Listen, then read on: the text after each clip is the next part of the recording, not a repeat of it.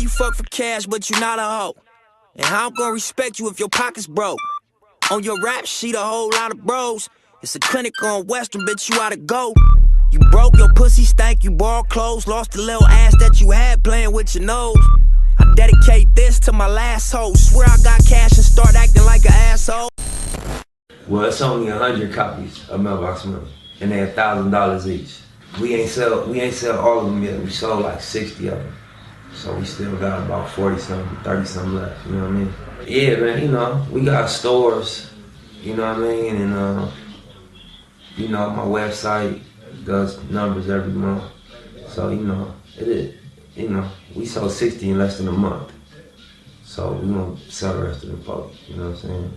We gonna go on tour. We gonna hit different places. We gonna sell the rest of the folk.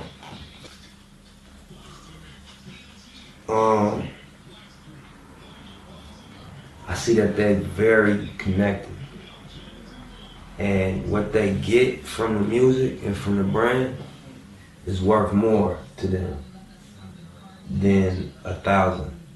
It doesn't have a price. You know, it's like a life force.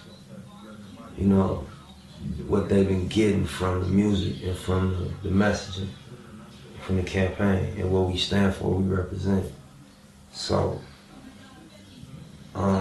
I think that,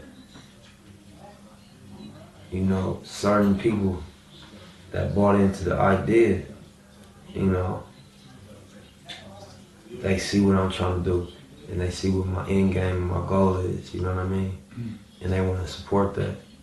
And I feel like they believe that I should be ultimately where the goal of us getting is, and they want to, you know, be a part of that process because they believe in me.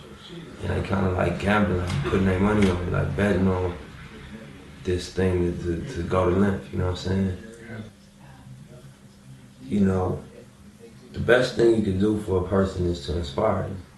That's the best currency you can offer them, inspiration. And so when a person can rely on you for that, you know, that empowers them in every realm of their life. Being inspired, it empowers them in their relationships and their business and their art and their creativity. It empowers them because without inspiration, you dry, and you know, you can't summon the energy unless you're inspired.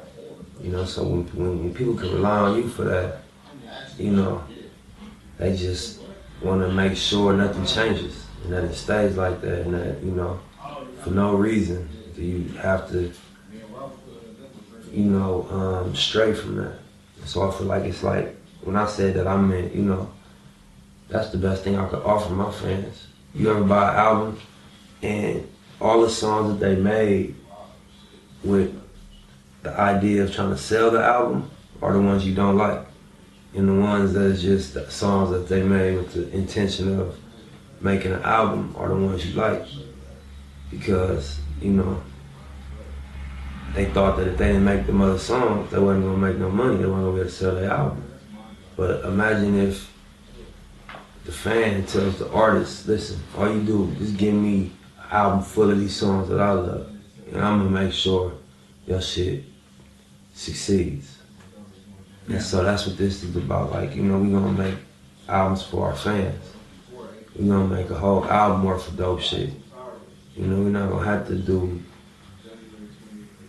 oh, you know I did that record because, you know, you need one of them. We ain't doing none of that shit. It's gonna be like concentrated what we known for. You know what I'm saying? You go to In-N-Out, they got hamburgers, French fries, and shakes. They got 3 or 4 items in their menu. They specialize in them items. They got a line around the corner for them items. You know what I'm saying? You don't want a burger, don't go to In-N-Out. And it's power in that, and specializing in one thing, and being consistent in that, and they can rely on you for that, you know what I'm saying? The idea developed, you know what I'm saying, from a lot of things, but one of the things was definitely that book. And it was a chapter in that book talking about this restaurant in Philly called Barclays. And what they did was they charged $100 for their cheesesteaks. You know, and people was looking at them crazy at first, but they ended up starting to sell $100 cheesesteaks, and it became like a status symbol. People bring their friends through and be like, I'm gonna get all your $100 cheesesteaks. And it came with champagne, and it was like, you know, a big produced thing. And pretty soon, David Letterman, Oprah Winfrey, all type of huge celebrities heard about it, and they like, you know, pulled up and they patronized. And so the idea, you know, came out of that, like, you know, they sold their cheesesteaks for $100. So I'm like, you know, I'm gonna sell my album for $100, but I'm gonna sell a hard copy. Yeah, I mean, the book's like basically about what makes things go viral. That's what Contagious is about. That's why, you know, contagious is like a disease you catch, you know what I'm saying? So the idea was what makes things go viral. Why do people talk about some things and don't talk about other things? You know what I mean? And so it was just about a thing called social currency. You know what I mean? That was the basis of that book.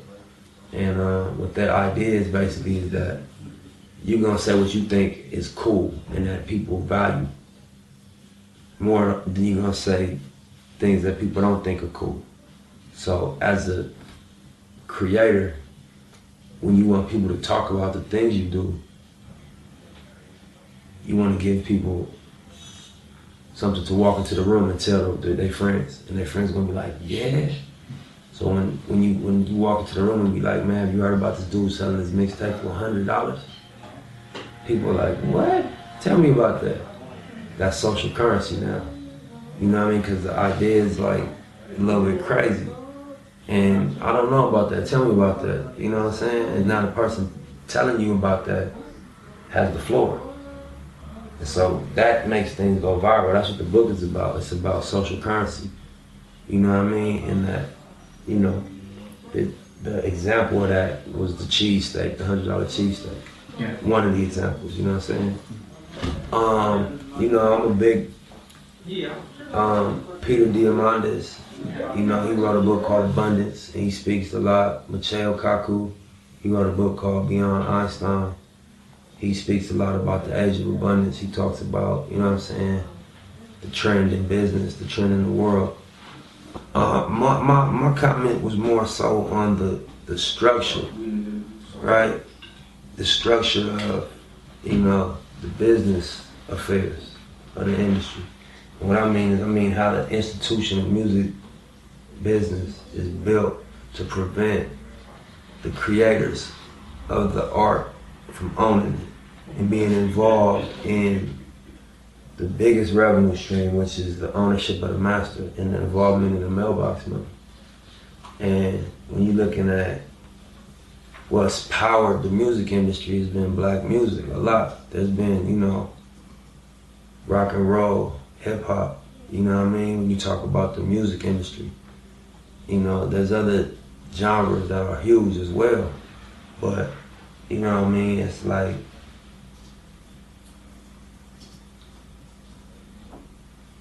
there's not too many owners.